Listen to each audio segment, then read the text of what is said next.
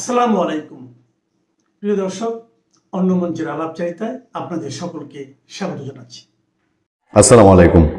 কত গীত যে আরো শুনতে হবে এই দেশে, এই গীত শুনতে শুনতে এই যতদিন ওই এনসিপি তো এখন হচ্ছে, আমি বলছি এটা ফ্রিডম পার্টি হওয়ার পথে, কেউ কেউ বলে জাসদ হওয়ার পথে। এরা তো নিবু নিবু করছে, এই নিবু নিবু করতে যেদিন ফুট করে পুরো নিভে যাবে তার আগে পর্যন্ত এসব বাণী বোধ হয় শুনতে হবে। কয়েকদিন পর পর একটা বাণী দেয়। মাহফুজ আলম কয়েকদিন ধরে একটু চুপ না। মাহফুজ আলমের রিসেন্ট তেমন কোনো বাণী পাওয়া যাচ্ছে না। মাঝে কিছুদিন তো বাণী দিত, ইলেকশনের আগে পরেও বাণী দিচ্ছে। মাঝে শুনছিলাম নতুন নাকি কি একটা সংগঠন করবে, করছে কিনা তাও ঠিক জানি না, খবর নিয়ে নিই, আগ্রহ নেই। আসিফ মাহমুদ সজীব ভুঁইয়া দুর্নীতির অন্যতম প্রতিকৃত বলেই সোশ্যাল মিডিয়া অনেকে বলেন, এবং সোশ্যাল মিডিয়ায় কথাবার্তা হয় যে ইউনূস আমলে যা কামানোর বিধুমচে কামাইছে, এবং এখনো মহাপরাক্রমশালী বোধ হয়, জানি না, কারণ বডি ল্যাঙ্গুয়েজ কথাবার্তা তো বুঝে, রাতের ঘুম ভালো হয়, বোঝা যায়, এবং কোনো দুশ্চিন্তা নাই। আমি জানি না বিএনপি বা তারেক রহমান সাহেবের কোনো ভালো সিগন্যাল তারা পাইছে কিনা। নতুন আবার এক বাণী দিছে, সেই বাণীটা হলো সেই ডিপ স্টেট, যেই ডিপ স্টেট দিয়ে তারা ক্ষমতায় আসছিল, যে ডিপ স্টেটদের সাথে লিয়াজু করে তাদের গুরু ক্ষমতায় বসছিল এবং তাদেরকে দিয়া মেলা সাজিয়েছিল, সেই ডিপ স্টেট নাকি এদেরকে 2029 সাল পর্যন্ত ক্ষমতায় থাকতে বলছিল, এবং আরো আরো হাড়ি ভাঙছে। সে দাবি করছে যে 2029 সাল পর্যন্ত ক্ষমতায় থাকার পুরো প্ল্যানটাই নাকি তাদেরকে দেওয়া হয়েছিল। কি সেই প্ল্যান? সেই প্ল্যান হয়েছে যে বিএনপির নেতারা বেশিরভাগ আদালতে সাজাপ্রাপ্ত, আওয়ামী লীগ আমলে তো সাজাপ্রাপ্ত যেহেতু, সুতরাং কোর্টে ঘোরায় ডেট ঘোরায় এরা সাজাপ্রাপ্ত থাকলে এরা ইলেকশন করতে পারবে না। ফলে দীর্ঘদিন পিছাইতে 2029 সাল পর্যন্ত ক্ষমতাটা নেওয়া যায়। তারেক রহমান নিজেও যেহেতু সাজাপ্রাপ্ত ছিল, তার সাজাটাও পিছাইতে আরো বেশি দিন পিছানোর পরে, তারপরে যদি 29 সাল পর্যন্ত পার করা যায়, এবং ওনারা নাকি ব্যাপক তাদের মনোবাসনা ছিল যে ওনারা ফেয়ার নির্বাচন দিবে, একটা গ্রহণযোগ্য নির্বাচন হবে, এই জন্য নাকি তারা এই প্রস্তাবে রাজি হয়নি। সেইটাও বলছে তাদেরকে বারবার এই ভোলা বোঝানো হয়েছে। সব আয়োজন ছিল ডিপ স্টেটের, বলছে ডিপ স্টেটের বেশ কয়েকটা ইনস্টিটিউট এটার মধ্যে জড়িত ছিল। অবাক করা কাণ্ড, জানেন এদেরকে যে বারবার টোপ দিচ্ছে, এরা বারবার টোপ খাইতে গেছে, শেষে না করছে। কত ভালো ছেলে না? নাকি ডিপ স্টেট সমস্ত কিছু চেষ্টা করছে, ডিপ স্টেটে নিয়ে করছেও চেষ্টা, পরে ডিপ স্টেট মুখ ফিরায় নিছে, অথবা ডিপ স্টেট অন্য কাউরে দিয়ে তার এখন পারপাস সার্ভ হবে, আসিফদেরকে আর ইউনুসকে আর রাখে নাই। শেষ দিকে আমরা এটা শুনতাম না যে আমেরিকা মুখ ফিরায় নিছে ইউনুস থেকে, এবং তারা ব্যর্থ হয়েছে। সে আরো গল্প ফাচ্ছে, আরো গল্প হইল যে ওই আগের সরকার, ইউনুস সরকারের দুইজনকে, সম্ভবত শেখ খলিলুর রহমান এবং এই আশিকুর রহমান, যে ভিডার, তাদেরকে মিন করছে যে এই দুইজনকে রাইখা দিছে, এরা নির্বাচনে কলকাঠি নাড়ছে, কলকাঠি না এরা বিএনপির সুবিধা দিছে, এইসব বহু গল্প স্বল্প তারা বলা শুরু করছে। আমার ধারণা কি জানেন, এদের উদ্দেশ্য এখনো ভিন্ন।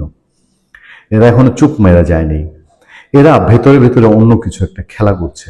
এখনো এদের অন্য কোনো প্ল্যান আছে, এবং এই প্ল্যান বাস্তবায়নের জন্য এক এক সময় এক একটা বোমা ছাড়তেছে। দেখাচ্ছে বিএনপির সঙ্গে আন্ডারস্ট্যান্ডিং, সমঝোতা, মিলামেশা আছে, আবার তককে আছে কখন একটা সাংঘাতিক কিছু সুযোগ পাওয়া যায়। আপনি যেটা বললেন যে জালিয়াতি ছাড়া তো এদের কোনো উপায় নেই। জালিয়াতি কারা করে? যাদের কিছুই নাই। আমাদের জামালপুরে একটা গল্প আছে, বাপ দাদার নাম নাই, তখন বলে চান মন্ডলের বিয়াই, তোমার নাম কি? আমি তো হইলাম মাসুম বিল্লার বিয়াই, কারণ আমার তো নাম নাই, আমার তো পরিচিতি নাই, আমার তো যোগ্যতা নাই, আমার বাপ দাদার নামে কেউ চিনবে না, তাই বলতে হবে আমি মাসুম বিল্লার বিয়াই। মানে এটি আমাদের দেশে বলে বাপ দাদার নাম নাই, চান মন্ডলের বিয়াই।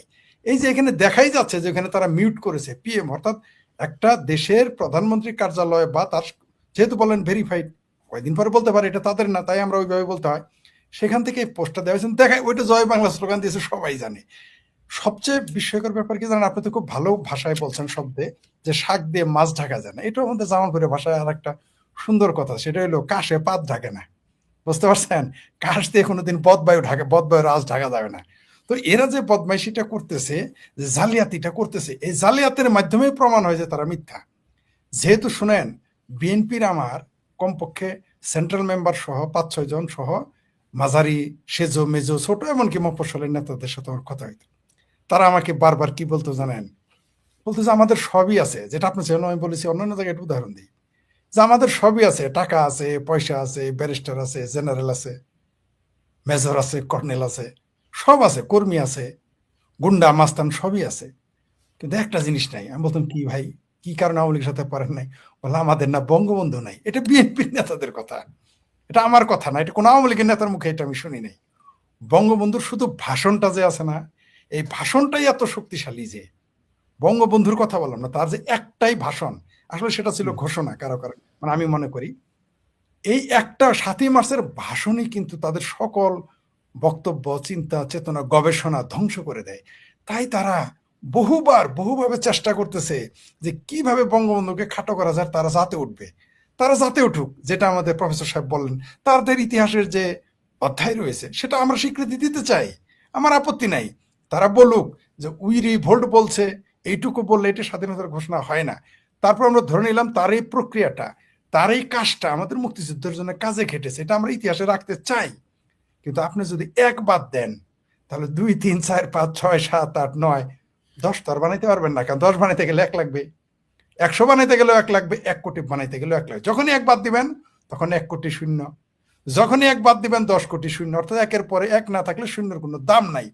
তেমনি বঙ্গবন্ধুকে যদি আপনি স্বীকার না করেন, আপনি আওয়ামী লীগের রাজনীতি করেন না, কোনো সমস্যা নাই। আপনি আওয়ামী লীগের সাথে 100 হাত দূরে থাকেন, কোনো সমস্যা নেই। সারাদিন আওয়ামী লীগের গালি দেন, তাও সমস্যা নেই। কিন্তু ইতিহাস আপনি কিভাবে অস্বীকার করবেন? যেটা আমি বারবার উদাহরণ দিই, অনেকেই বলে এটা বারবার বলো কেন, জামাতেরা মিথ্যা কথা বারবার বলতে পারে, আমরা সত্য কথা বলতে পারবো না, সেটা হলো জিয়ার উদাহরণ দিই। কারণ আমি কেন, অনেকেই বলে যে ফরিদ সাহেব আপনি কেন বিএনপিকে বুঝাইতে, জামাতকে বুঝাইতে কেন জিয়ার উদাহরণ নেন? আমি বলি যে ওইটাই তো তাদের দিতে হবে। কারণ আমি যদি এখন আমাদের প্রফেসর সাহেবের উদাহরণ দিই, বলবে তিনি তো শেখ হাসিনার কাছের লোক। যদি বলি যে আসাদ নূর বলছে, বলবে তো এখন আওয়ামী লীগের দালাল হয়ে গেছে, আওয়ামী লীগের দোসর। আর যদি আমার উদাহরণ দেই, তাহলে তো কোনো কথাই নাই, আমি আমার তো ঢাকার বিজেপি শাখার প্রধান বলে আমারে, তাহলে তো বুঝেন আমি আরো প্রমোশন পাওয়া। তো আমি জিয়ার উদাহরণ দিই।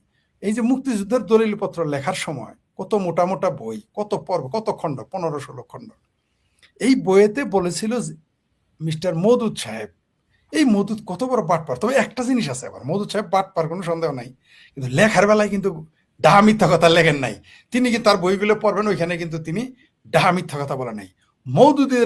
মওদুদের কোনো বইয়ে কিন্তু লেখা নাই জিয়াউর রহমান স্বাধীনতার ঘোষক, তার কিন্তু কম বই নাই।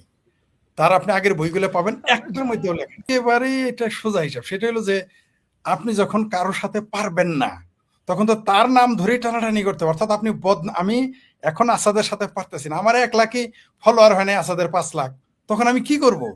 প্রফেসর সাহেব উনি প্রফেসর, আমি তো স্কুলের মাস্টার না, প্রাইমারি স্কুলের, আমি কোচিং সেন্টারের মাস্টার না, যে জামাতে যোগ দিলাম কোচিং সেন্টারের মাস্টার, আমি নামের আগে প্রফেসর লিখলাম, সেই সুযোগ আমার নাই। তখন আমি কি করব? তার কি ভাবে তার টাইনা না মানা যায়, মিথ্যা বলা যায়, আপনাকে কিভাবে টাইনা না মানা যায় মিথ্যা। কারণ মিথ্যা কথা বললে আমি 100টা মিথ্যা কথা বলবো, এখন আপনি কয়টা আপনি কাউন্টার দিবেন? পারবেন না আপনি, কারণ আমি সবই মিথ্যা কথা বলবো। তখন আপনি কি করবেন? এটা হলো তাদের পলিসি, যে 100-র মধ্যে 100 মিথ্যা কথা বলো, 5টা টিকে গেলেই তো লাভ, 5টা টিকে গেলেই তো লাভ, মিথ্যা তো টিকাইতে গেলেই তাদের লাভ। বঙ্গবন্ধু সম্পর্কে যেটা বলতেছিলাম, তখন মওদুদ সাহেব বলেছিলেন যে মিস্টার প্রেসিডেন্ট, অনারেবল প্রেসিডেন্ট, আপনি বঙ্গবন্ধুর নামটা, শেখ মুজিব নামটা কেটে দেন। চিন্তা করে দেখেন, মুক্তিযুদ্ধের ইতিহাস দলিলপত্র লিখতেছে, সেখানে মওদুদ বলতেছে যে নামটা কেটে দেন। এটা জিয়াউর রহমান ডায়েরিতে লেখা, বিএনপির যে কোনো লোক সেটা পড়ে দেখতে পারে। জিয়াউর রহমানের হাতে লেখা ডায়েরিটা বাইর করুক, পাণ্ডুলিপি তাদের কাছে এখনো আছে, সেইখানেই লেখা ছিল mister Moudud, minister Moudud, history can not be erased. Ziaur Rahman নিজের ব্যক্তিগত ডায়েরিতে লিখেছে। ইতিহাস কখনো মুছা যায় না। তো জেনারেল জিয়া বুঝলো ইতিহাস মুছা যায় না। আর বাংলাদেশের এই আধুনিক যুগের মানুষ, গণতন্ত্রে যারা বিশ্বাস করে, যারা পড়ালেখা করে, এই যে যুগ, ইন্টারনেটের যুগ, আপনি কোথায় আপনি লুকাবেন? সুযোগ নাই আপনার, কোথায় যাবেন? এই সামাজিক যোগাযোগ মাধ্যম সহ বিজ্ঞানের উন্নতির কারণে অনেক কিছুই ধরা পড়ে যায়। বঙ্গবন্ধু বেঁচে ছিলেন মাত্র 55 বছর, তার মধ্যে তার 14-15 বছর জেলই কেটেছেন, অর্থাৎ জীবনের 4 ভাগের 1 ভাগের বেশি তিনি জেল কেটেছেন। জেল কেটেছেন কি জিয়ার স্বাধীনতা ঘোষক বানানোর জন্য? জেল কেটেছিলেন কি আপনারে আমারে এমপি বানানোর জন্য? শুধু জিয়া, বঙ্গবন্ধু কেন জেল কাটলেন? তার কাজটা কি ছিল? তার বাপের সম্পত্তি রক্ষা করার জন্য জেল কেটেছিলেন, না তিনি জমি জমা করার জন্য, নাকি সুইস ব্যাংকে টাকা রাখার জন্য? তিনি আজ পর্যন্ত কিন্তু কোন বাংলাদেশের কোন তার সমালোচকরা বলতে পারে নাই যে বিদেশি ব্যাংকে বঙ্গবন্ধু টাকা আছে, 1টা টাকা, কেউ বলতে পারে নাই। এমনকি জামাতে প্রোপাগান্ডা ছিল আজ পর্যন্ত দাবি করে নাই। বঙ্গবন্ধুকে আমি 20 বছর বয়সে একভাবে জেনেছি, 25 বছর বয়সে একভাবে জেনেছি, 30 বছর বয়সে একভাবে জেনেছি, 40 বছর বয়সে একভাবে জেনেছি, 50 পার হওয়ার পরে আরেকভাবে, এখন আরেকভাবে জানি। মানে যতই তাকে নিয়ে আপনি পড়বেন বুঝবেন, ব্যক্তি শেখ মুজিব বলেন আর রাজনীতিবিদ শেখ মুজিব বলেন, এটা পড়তে গেলে আপনি উন্মাদ হয়ে যাবেন। নিরপেক্ষ দৃষ্টিতে পড়লো আপনি তাকে স্বীকার, আপনার আওয়ামী লীগ করার দরকার, আমি কি আওয়ামী লীগ করি? আপনি আসাদকে আওয়ামী লীগ করেন? করেন না। বঙ্গবন্ধু একটা রিসার্চ করতে তো আপনার আওয়ামী লীগ হওয়ার দরকার নাই। যেমন কোরআনের প্রথম বাংলা তর্জমা যখন করলো গিরিশচন্দ্র সেন, তার কি মুসলমান হইতে হয়েছিল? সে অনুবাদ করেছে। ভারতে বহু সংস্কৃতির অধ্যাপক রয়েছে, গবেষক রয়েছেন যারা মুসলমান ছিলেন না? তো এর জন্য তো আপনাকে হিন্দু হইতে হবে না, তো আওয়ামী লীগ হইতে হবে না আপনাকে। আপনি 71-এর ইতিহাস অস্বীকার, আপনি যদি আব্দুল হাই শিকদার হইতে যান, ওই লাল বান্দর হইতে যান, ওই যে লাল ক্যাপ পরে থাকে আব্দুল হাই শিকদার, বদমাইশ একটা, ওই জাসুদি, তার মতো বয়ান দিলে তো হবে না। আপনি বঙ্গবন্ধুকে যখন অস্বীকার করেন, মূলত আপনি মুক্তিযুদ্ধকে অস্বীকার করেন। বঙ্গবন্ধুকে যখন অস্বীকার করেন তখন আপনি জিয়াউর রহমানকে অস্বীকার করেন। জিয়াউর রহমানকে বীরুত্তম খেতাব দেওয়া হয়েছিল বঙ্গবন্ধুর আমলে, এমনি তো দেয় নাই। তারা যদি, আমি বারবার কিন্তু বিএনপিদের বলতাম, এই যে এইবারও যদি কোনো কারণে বিএনপি বঙ্গবন্ধুকে সমালোচনা না করে, আপনার একটা কথা বলি, এরা আত্মঘাতী।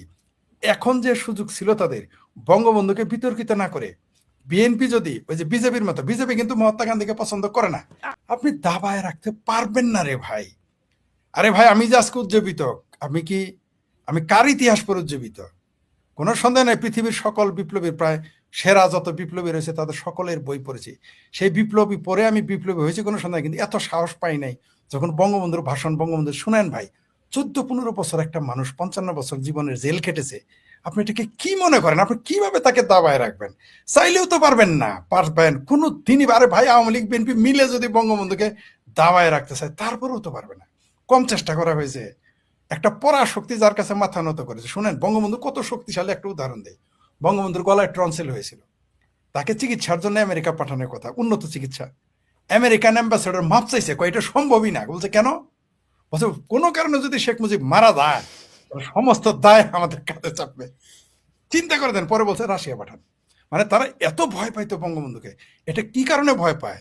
বঙ্গবন্ধু আওয়ামী লীগ করতে বলে না, আওয়ামী লীগের কারণে, তিনি ছিলেন গণমানুষের নেতা। বঙ্গবন্ধু তো আওয়ামী লীগের নেতা না, তাতে আমি কথা বলতাম না, আপনি বলতেন না, অনেকেই বলতো না। 32 নাম্বার ভাঙার পরে মানুষ, ওই যে আমাদের আমাদের প্রফেসর একটা কোন সময় যেন একটু বললেন যে নিষিদ্ধ করার কারণেই, মানে চাপ দেওয়ার কারণে আরো মানুষ বেশি বেশি করে জানার আগ্রহ দেখা দিয়েছে। আপনি দেখেন, আমার মনে হয় আওয়ামী লীগ যখন ক্ষমতায় ছিল, এত বঙ্গবন্ধুকে নিয়ে আলোচনা হয় নাই। আমার মনে হয় না, মানে আমারও তো মিনিমাম ধারণা আছে, তাই না? আমিও তো বাংলাদেশেই থাকি। তো এই যে যে দেখলাম বঙ্গবন্ধুকে নিয়ে এত আলোচনা হয় নাই, এত গবেষণা হয়, এখন কিন্তু হচ্ছে। এটা কিন্তু সাপে বর হয়ে যাচ্ছে। আর ওই যে বলেন, এরা কেন বিরোধিতা করে, কেন ভাস্কর্য ভাঙতে যায়? মৃত বঙ্গবন্ধুর চাইতে বঙ্গবন্ধুর ভাস্কর্য বেশি শক্তিশালী, এই ভয়ে তারা অস্থির থাকে। কারণ ওই যে ইসলামের পরিভাষা, আজান দিলে নাকি শয়তান বদবায়ু ত্যাগ করতে করতে পালায় যায়। তো বঙ্গবন্ধুর ভাষণ শুনলে আর বঙ্গবন্ধুর ছবি দেখলে আর জয় বাংলা স্লোগান শুনলে, এই বাংলাদেশের রাজাকার আলবত স্বাধীনতা বিরোধীদের বদবায়ু বেড়ে যায়, ভয়ে থাকে, অস্থিরে থাকে, পালায় যায়। এই জন্য তারা বঙ্গবন্ধুকে এত ভয়। কিন্তু এ ডর জারি রাখনা চাইয়ে, এই ডর তাদের থাকা উচিত, থাকতে হবে। আজকে এই যে আঙ্গুল তুলতেছি, এই আঙ্গুল তোলা শিখেছি বঙ্গবন্ধুর আঙ্গুল দেখেই, ঠিক আছে? এই আঙ্গুল দেখলেই দেখবেন তারা ভয় পায়। এই ভয় আমরা তাদের ভয়ের উপরেই আমরা রাখবো। আপনি দেখেন, একটা সোকল্ড হোক, মুসলেকা সরকার হোক, যেটা নাম দিয়েছে আমি মুসলেকা সরকার, এখন তো নির্বাচিত সরকার, তাই না? তারা এখনো কিন্তু সেনাবাহিনী ব্যারাকে ফিরে নিয়ে যেতে সাহস পায় না। কি কারণ? বঙ্গবন্ধু। তারা এখনো ব্যারাকে যেতে, সেনাবাহিনীর ম্যাজিস্ট্রেসি পাওয়ার তুলতে সাহস পায় না। কি কারণ? 32 নম্বর। তারা এখনো সেনাবাহিনীকে নিয়ে ব্যারাকে ফিরে যায় না, কারণ কি? জয় বাংলা স্লোগান। এই স্লোগানটা এত বিধ্বংসী যে এই স্লোগানের সামনে ওই যে পদ্মা মেঘ তোমার আমার ঠিকানা, পদ্মা মেঘনা। তারেক রহমানকে হত্যা চেষ্টা তথা তারেক রহমানকে ১/১১-র সময়ে তার প্রতি যে শারীরিক নির্যাতন করা হয়েছিল, বা যেটাকে আপনারা বলেন কোমর ভেঙে দেওয়ার পরিকল্পনা, বা কোমর ভেঙে দেওয়া, বা তার প্রতি শারীরিক নির্যাতন, এবং অনেকগুলো বিষয় এখানে আছে। অনেক মুখরোচক কথাও আছে, অনেক সত্য আছে, বাস্তবতা আছে। এই বিষয় নিয়ে কথা বলবো। আপনারা অনেক গুরুত্বপূর্ণ বিষয় আমি আজকে কথা বলবো, এবং সত্যতার আলোকেই এভিডেন্সিয়ালি কিছু কথা আমি উপস্থাপন করব। এবং আমি যে কথাগুলো বলবো তার জন্য এই ঘটনার সাথে কারা কারা সাক্ষী এখনও বেঁচে আছেন তাও আমি উল্লেখ করব।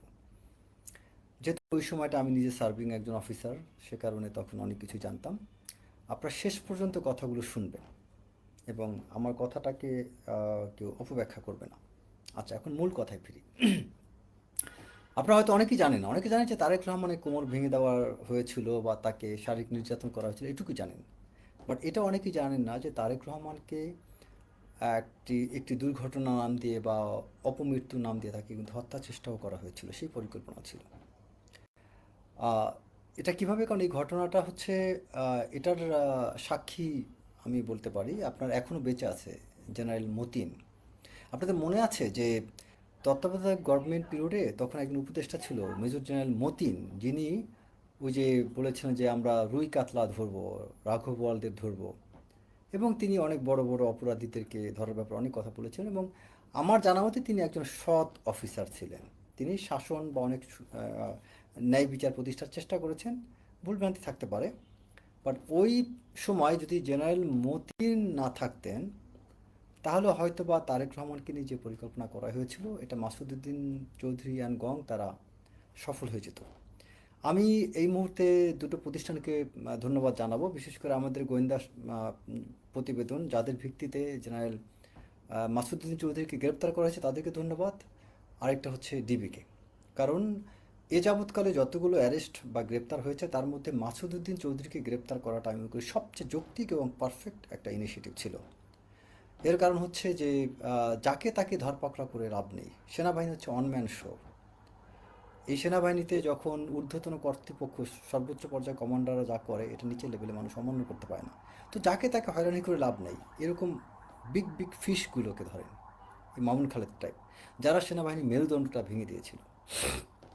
এবং আওয়ামী লীগ ক্ষমতায় আসার পর মিথ্যা ন্যারেটিভের মাধ্যমে নিজের স্বার্থ হাসিলের জন্য, শেখ হাসিনা মন জোগানোর জন্য, শেখ হাসিনার বিশ্বাস তৈরি করার জন্য এই মামুন খালেদ, জিয়াউল হাসান, তারেক সিদ্দিকী এরা নানান ন্যারেটিভ তৈরি করেছিল। যেই ন্যারেটিভগুলো শুনে শেখ হাসিনা ভীত সন্ত্রস্ত হয়ে অনেক ভুল পদক্ষেপ নিয়েছিল।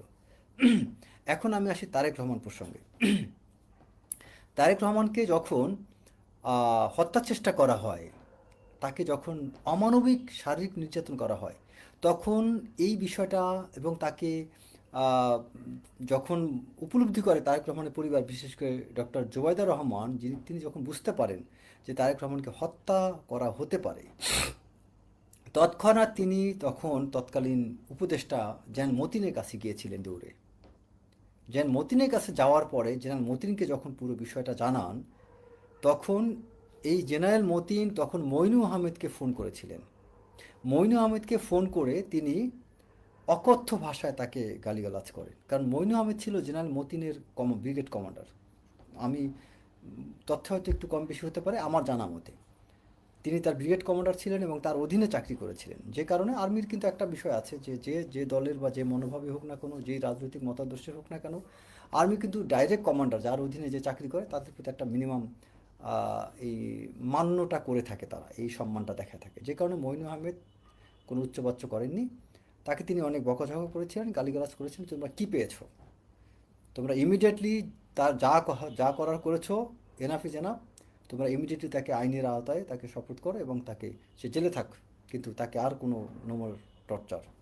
ওই মুহূর্তে যদি জেনারেল মতিন হস্তক্ষেপ না করতো, তাহলে আজকে এই আমাদের প্রধানমন্ত্রী তারেক রহমানকে আপনারা এইভাবে পেতেন বলে আমার মনে হয় না।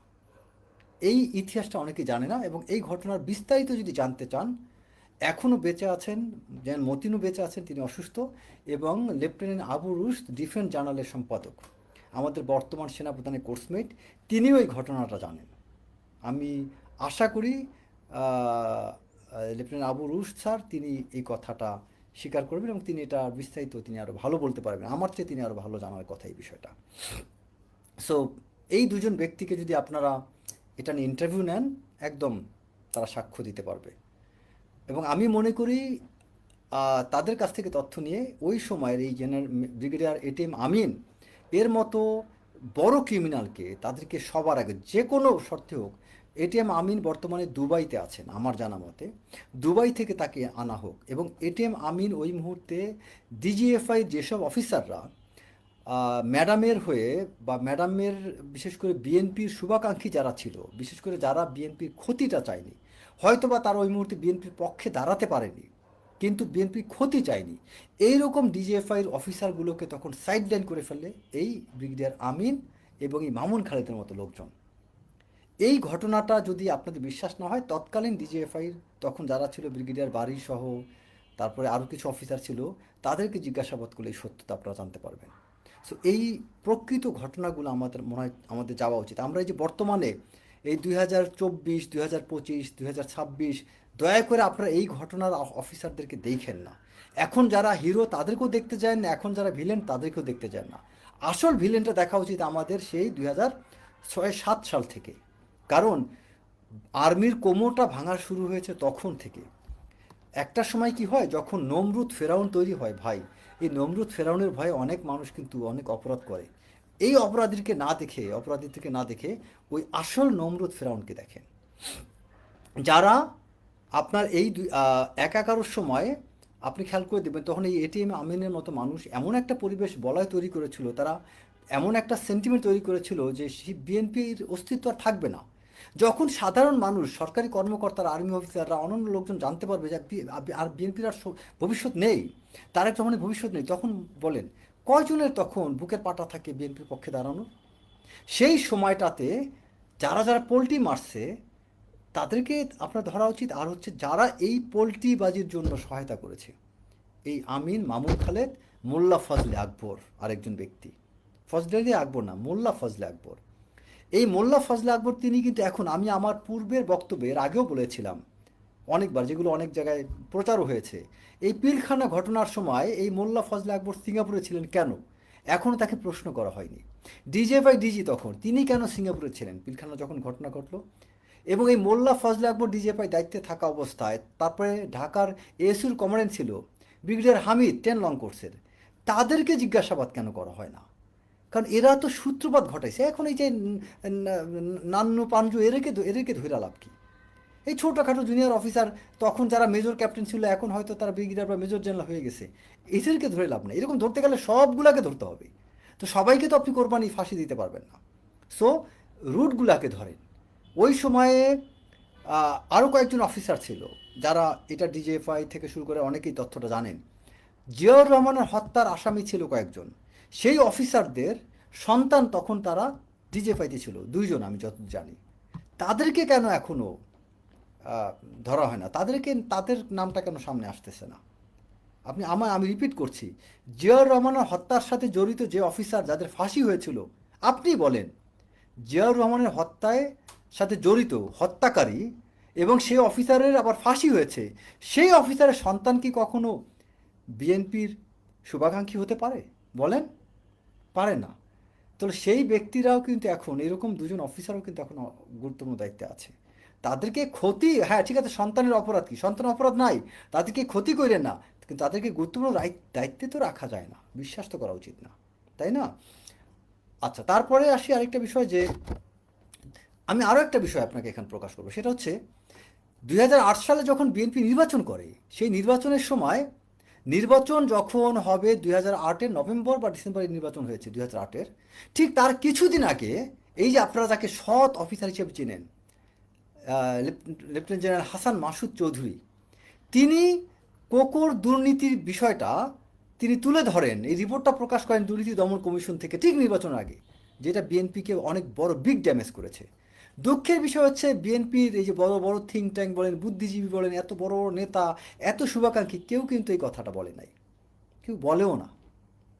তো এই যে ব্যক্তি হাসান মাসুদ চৌধুরী আজকে অসুস্থ, আমি তাকে গ্রেপ্তার করতে বলবো না, তাকে হয়তো এটা ছোটোখাটো অপরাধ হিসাবে তাকে ছাড় দেওয়া যেতে পারে, কারণ অনেক বড় বড় অপরাধী আছে, কিন্তু হাসান মাসুদ চৌধুরী ওই ইনিশিয়েটিভটা বিএনপিকে অনেক বড় ড্যামেজ করেছিল, এটা বুঝতে হবে অন্তত। আমি বলছি না কাউকে অ্যারেস্ট করো কি করো, সেটার কথা না, বাট আমার সত্য জানতো। আপনি ক্ষমা করলে তাকে বলে ক্ষমা করেন, কিন্তু আপনাকে আইডেন্টিফাই করতে হবে যে তুমি অপরাধী। আপনি অপরাধীকে আইডেন্টিফাই করে তারপরে ক্ষমা করেন, আপনি উদার হবেন, কিন্তু আইডেন্টিফাই করেন। তারপরে সেই ডিজিএফআই তৎকালীন সময়ে কর্নেল বা ব্রিগেডিয়ার হবে পরে শাম্মী ফিরোজ, এর নাম কেউ নেয় না। আওয়ামী লীগ সরকার গঠন করার পরে এই মিডিয়াকে সবচেয়ে বেশি ঘোলা জল খাওয়াইছে, মিডিয়া পরিবেশ নষ্ট করতে বিভিন্ন জায়গায় বিভিন্ন সামরিক অফিসারের বিরুদ্ধে আজে বাজে রিপোর্ট, মিথ্যা এইটা ওইটা তৈরি করছে এই শাম্মী ফিরোজ। তাকে এখনও গ্রেপ্তার করা হয়নি, তিনি কিন্তু এখনও ঢাকা শহরে আছেন, তার বিরুদ্ধে কিছু করা হয়নি। আপনি যাকে তাকে যার তার নামে রিপোর্ট করছেন, যার তার নামে ফেসবুকে পোস্ট হচ্ছে, মিডিয়াতেই হচ্ছে, ওই অফিসারকে ভিকটিম করো, যাকে তাকে ভিকটিম করে লাভ নাই। কেন সব অফিসারের পিছনে গণহারে লাগছেন? আপনাদের লাগা উচিত 2009-10 সালের আসল অপরাধী যারা, এর পরবর্তীতে যারা বিভিন্ন পরিস্থিতির কারণে, নিজে টিকে থাকার কারণে, অস্তিত্বের কারণে যারা করছে, তাদেরকে আমি মনে করি নিরপরাধ ভাবার কিছু না, তারা অবশ্যই অপরাধী, বাট তাদেরকে হয়তো বা ক্ষেত্র বিশেষে ছাড় দেওয়া যেতে পারে। কিন্তু ওই সময়ের এই মামুন খালেদ টাইপ লোকজন, মোল্লা ফজলে আকবরের মতো লোকজন, এদেরকে কোনোভাবে ব্রিগেডিয়ার আমিনের মতো, এটিএম আমিনের মতো মানুষকে কোনো মতে ছাড় দেওয়া উচিত না। ব্রিগেডিয়ার এটিএম আমিন যেসব ডিজিএফআই যেসব কর্মকর্তাকে ভিকটিম করেছিল এবং যারা ডিজিএফআইকে বিএনপি শুভাকাঙ্ক্ষী ছিল, সেই অফিসারদেরগুলোকে আমি মনে করি বিএনপি ডাকা উচিত, তাদের কাছ থেকে সত্যতা জানা উচিত। এবং ওই সময় গণহারে ওই সময় সবাই কিন্তু বিএনপির বিরুদ্ধে ছিল না, সব অফিসার ছিল না। অনেক অফিসার এই আমিনের ক্ষমতার কাছে খুবই দুর্বল ছিল। তারপরে ব্রিগেডিয়ার আজিম ছিল একটা, তিনি একসময় র্যাবের ডাইরেক্টর অফিস বা কিছু ছিলেন, পরবর্তীতে ডিজিএফআইতে ছিলেন। সেই ব্রিগেডিয়ার আজিমের নামও কেউ নেয় না। তারপরে আপনার ব্রিগেডিয়ার গোলাম মাওলা, তার নাম কেউ নেয় না। এরা তো একদম জেনুইন পারপিটেটর ছিল, এর সাথে সম্পৃক্ত ছিল। হয়তো বা তারা কম বেশি অপরাধী হতে পারে। ব্রিগেডিয়ার তখন এসইউর কমান্ডার ছিল ব্রিগেডিয়ার হামিদ, তারা কম বেশি অপরাধ করতে পারে। তারা ওই শুরুটার দিকে মামুন খালেদের সাথে অনেকভাবে কাজ করছেন, অনেক জায়গায়। এদের মধ্যে আমি বলবো না যে কেউ খুব বেশি অপরাধী, কেউ কম অপরাধী, বাট এইটা একটা সার্কেল ছিল, বলয় ছিল। এই বলয়টা আমি মনে করি প্রশ্নের আওতায় আনা উচিত, এদের প্রত্যেককে জিজ্ঞাসাবাদ করা উচিত। তারপরে জিজ্ঞাসাবাদ উনি জানার পরে, হ্যাঁ ঠিক আছে হামিদ তুমি কম অপরাধী, বুঝলাম, তুমি কার কথায় কি করছো বলো, কে কি আদেশ দিয়েছিল, কার কি নির্দেশ শুনছিল, সেটা করার পরে তারপরে হামিদ যদি উনি অপরাধী না হয় তাকে ছেড়ে দেন, বাট তাকে তো জিজ্ঞাসাবাদ করা উচিত। তারপরে আপনার ব্রিগেডিয়ার শাম্মী ফিরোজ ছিল, শাম্মী ফিরোজ বলুক কি কি সাথে সম্পৃক্ত ছিল। অনেক বিষয় আছে ওই সময়ের এই মামুন খালেদের প্রকৃত সহযোগীদেরকে ধরা হচ্ছে না। মামুন খালেদ এবং মোল্লা ফজলে আকবরের পরবর্তী যারা, তাদেরকে ধরার আগে এই ব্যক্তিদেরকে অপরাধ দেখেন, এদিকে না দেখে পরবর্তীতে বিভিন্ন মানুষদেরকে নিয়ে দৌড়াদৌড়ি করে আপনি আসল অপরাধীদেরকে মাফ করে দিচ্ছেন। যাই হোক, আমি এখনও মনে করি এই যে জেনারেল মতিন স্যার মারা যাওয়ার আগে, তিনি অসুস্থ, আল্লাহ তার হায়াত বৃদ্ধি করে দিক, এবং আমি মনে করি যে এই মানুষটাকে জীবিত থাকা অবস্থায় তাকে আল্লাহ লম্বা হায়াত দিক, এই ব্যক্তির কাছ থেকে সত্যটা জানা উচিত, এখনও সময় আছে। এবং তারেক রহমানের প্রতি যে নির্যাতন হয়েছিল, সেই নির্যাতনের সময় কারা কারা ছিল, তাদের মধ্যে অনেকে এখনও সার্ভিং আছে। ডিজিএফআইতে তখন যারা সম্পৃক্ত ছিল, বিশেষ করে তার প্রতি শারীরিক নির্যাতন, ম্যান হ্যান্ডেলিং করা হয়েছে, এদের একজনকে ছাড় দেওয়া উচিত না, একজনকেও না, প্রত্যেককে ধরা উচিত, প্রত্যেকটা ব্যক্তিকে। এবং বিশেষ করে ওই সময়টায় ম্যাডামের সাথে তখন দুইটা গ্রুপ, একটা গ্রুপ ম্যাডাম জিয়ার সাথে লিয়াজো করতেছিল, আরেকটা গ্রুপ শেখ হাসিনার সাথে লিয়াজো করতেছিল। শেখ হাসিনার সাথে নির্বাচনের আগে লিয়াজোর শেখ হাসিনাকে ম্যানেজ করার দায়িত্বে ছিল ব্রিগেডিয়ার এটিএম আমিন, আর বেগম খালেদা জিয়াকে ম্যানেজ করার দায়িত্বে ছিল ব্রিগেডিয়ার বারী, আমি যতদূর ভুল যদি না করে থাকি। এবং ব্রিগেডিয়ার বারী অরিজিনালি আমার জানা মতে সে বিএনপির একজন শুভাকাঙ্ক্ষী ছিল, কিন্তু ব্রিগেডিয়ার আমিনের ক্ষমতা এত বেশি, তৎকালীন ডিজিএফআই ডিজি তাকে এত বেশি গুরুত্বপূর্ণ জায়গায় দিয়ে রেখেছিলেন, যে কারণে এই আমিনের কারণে বাড়ি এরা তখন নিষ্ক্রিয় হয়ে যায়। তখন ব্রিগেডিয়ার বাড়ির মতো মানুষ কিছুই করতে পারেনি, তিনি শুভাকাঙ্ক্ষী হলে কিছুই করতে পারেননি, আমি যতদূর জানি। হয়তো তার সাক্ষাৎ কেউ নিলে হয়তো তার কাছ থেকে তার মুখে শুনতে পারবে। এবং ওই সময় আরও কয়েকজন লেফটেন্যান্ট কর্নেল ছিলেন ডিজিএফআইতে, যেমন লেফটেন্যান্ট কর্নেল সাইফুল ইসলাম জর্দা ছিল, লেফটেন্যান্ট কর্নেল ফজলু ছিল। আজকেও ওই যে আমার প্যারেডের তার সাথে দেখা হলো, এই ব্যক্তিগুলো তো আমার জানা মতে এরা তো বিএনপির ওয়েল উইশার ছিল, তাদের কাছ থেকে তো তথ্য নেওয়া যেতে পারে কারা কারা এটার সাথে সম্পৃক্ত ছিল এবং কেন তাদেরকে এখনও ধরপাকড়া করা হয় না। এবং প্রকৃত অপরাধীদেরকে না ধরলে তখন এই ঘোলাজল তৈরি করবে তারা, বাইরে থেকে এই অপরাধীগুলা অন্যের নামে মিথ্যা ন্যারেটিভ তৈরি করবে, যেটা আরও ডেঞ্জারাস। অনেক নিরীহ নিরপরাধী অফিসার ভিকটিম হবে, কারণ ওই মামুন খালেদ, মোল্লা ফজলে আকবর, এটিএম আমিনের মতো মানুষ মিথ্যা ন্যারেটিভ তৈরিতে ওস্তাদ। এই শেখ হাসিনার সময় এই জিয়াউল আহসানরা কিন্তু এই একই কাজ করছে। এই জিয়াউল আহসানরা মিথ্যা ন্যারেটিভ বানিয়ে অনেক ভালো ভালো অফিসারকে ভিকটিম করেছে। ঠিক একই ঘটনা এই সামনে ঘটতে যাবে। প্রকৃত অপরাধীদেরকে ধরবেন না, এই অপরাধীগুলো বাইরে থেকে অনেক ভালো ভালো অফিসারকে ভুল ত্রুটি তারা করতে পারে, তাদের নামে ন্যারেটিভ তৈরি করে তাদের দোষটা তাদের দিক চাপিয়ে দিবে, এবং তখন আপনার নিরপরাধ অফিসারকে ভিকটিম করবেন। এবং আমি মনে করি যে অনেক অফিসাররা বর্তমানে আবার অনেক অপরাধী জানা সত্ত্বেও তার ঘনিষ্ঠ হওয়ার কারণে তাকে রক্ষা করার চেষ্টা করছেন, যেটা উচিত না। আবার ওই তাকে রক্ষা করে একজন নিরপরাধীকে ফাঁসিয়ে দিচ্ছেন, এটাও যাতে না হয়, কারণ এইটা হবে অনেক বড় জুলুম। তো আমি আমার কথাগুলো যদি আপনারা শেয়ার করতে পারেন, আমি যতটুকু জানি তা আমি প্রকাশ করলাম। আমার মনে হয় বাংলাদেশের মানুষ এটা জানা উচিত, এবং ডিবি এবং আমাদের গোয়েন্দা সংস্থার রিপোর্টের ভিত্তিতে যে ভূমিকাগুলো নেওয়া হচ্ছে একদম আমি করি পারফেক্টলি ঠিক আছে। এই মামুন খালেদ টাইপ মানুষকে ধরাটা অত্যন্ত সময়োপযোগী ছিল, এবং আমি মনে করি তার কাছ থেকে তথ্য নিয়ে এবং তাকে রিমান্ডে নিয়ে তার কাছ থেকে সব তথ্য নিয়ে বাকি পদক্ষেপগুলো নেওয়া উচিত। সবাই ভালো থাকবেন।